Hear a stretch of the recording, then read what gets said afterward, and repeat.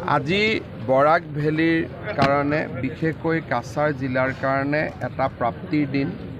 Cachar cancer care hospital 265 কোটি টকা খৰচ কৰি ৰাজ্য চৰকাৰ আৰু টাটা ট্ৰাষ্টে নিৰ্মাণ কৰি উলিয়াইছে। আজি আমি সেই সুন্দৰ হস্পিটেলটো কাছাৰ আৰু বৰাক উপত্যকাৰ কেঞ্চাৰ ৰোগীসকলৰ কাৰণে আমি আজি উৎসৰ্গা কৰিছোঁ।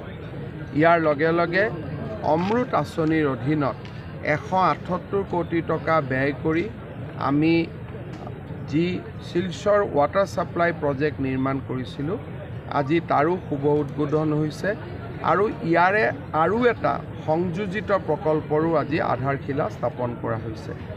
এতিয়া আমি কৰিমগঞ্জলৈ যাম। কৰিমগঞ্জতো আজিৰ পৰা মেডিকেল কলেজৰ নিৰ্মাণৰ কাম আৰম্ভ হ'ব। গধূলি লক্ষীপুৰত আহিম আৰু লক্ষীপুৰৰ পৰা আৰু বহুতবিলাক ডেভেলপমেণ্ট প্ৰজেক্ট আমি ইনগ্ৰেশ্যন কৰিম।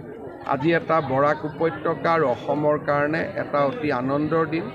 ইমান ডাঙৰ প্ৰজেক্টছ, ইমান ডাঙৰ achievement in a single day আগত কেতিয়াও হোৱা নাছিল। মই সকলোকে অভিনন্দন। কিমান টকাৰ টোটেল প্ৰজেক্ট হ'ব? আপোনালোকেতো পেপাৰত পাইছে। গধূলি লক্ষীপুৰত এটা এটাকৈ গোটেই পেপাৰ স্কিমখিনি গন্তি কৰি দিম। এতিয়া ডাঙৰ প্ৰজেক্টখিনি আমি ফিল্ডত গৈ ইনগ্ৰেশ্যন কৰিম। হয় ছাৰ, খালিস্তানী আপোনাক দেখিছে ট্ৰেইনিং দিছে। খালিস্তানীক লৈ ইমান কিয় ভয় খাই আছে বাবা? তইহে ভয় খোৱা দেখিলোঁ। ট্ৰেইনিং মোক দিছে, ভয় তই খাই আছ দে। আৰু ইলেকশ্যনত কিবা চেঞ্জ হ'ব নেকি? কালি যিটো লিষ্ট হৈছে ছাৰ, ইলেকশ্যনৰ লিষ্ট ওলোৱাই নাই বিজেপি। কাইলৈ যিটো হৈছে সেইটোতো পেপাৰে উলিয়াইছে, পাৰ্টীয়ে ক'ত উলিয়াইছে? পাৰ্টীয়ে উলিয়াবহে লিষ্ট। লিষ্ট ফাইনেল হৈ গ'ল, বাট ৰিলিজ 2 দিনতো হ'ব পাৰে, 3 দিনতো হ'ব পাৰে, 7 দিনতো হ'ব পাৰে, বা আজিও হ'ব পাৰে। এইটো আমাৰ হাতত নাই, দিল্লীয়ে ৰিলিজ কৰিব। জাগিৰোডৰ যিটো ছেমি কণ্ডাক্টৰ সেইটো হৈ আছে, সেইটো ব্যাপাৰে কি ক'ব ছাৰ?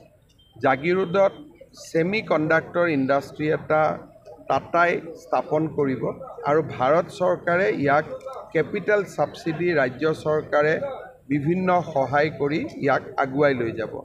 ইয়াত ডাইৰেক্ট আৰু ইনডাইৰেক্ট ৰিক্ৰুটমেণ্ট 30,000 হ'ব আৰু ইমান ডাঙৰ এচিভমেণ্ট ইণ্ডাষ্ট্ৰীৰ ক্ষেত্ৰত আমাৰ অসমত আগত কেতিয়াও হোৱা নাই।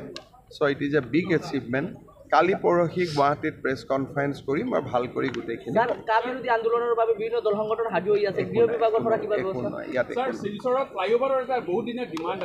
শিলচৰত ফ্লাইঅভাৰ কৰিবৰ কাৰণে বহুত ডাঙৰ এভিকশ্যন কৰিব লাগিব। So' there will be public consultation. Drawing is ready. কিন্তু এতিয়া গুৱাহাটীত যেনেকৈ মই ক'লে মাটিটো এৰি দিয়ে মানুহে, এভিকশ্যন কৰিব, মানে এভিকশ্যন নহয়, একুইজিশ্যন। এতিয়া শিলচৰত ৰাইজে কি কৰে, that ball will come to the court of the people of Silchar.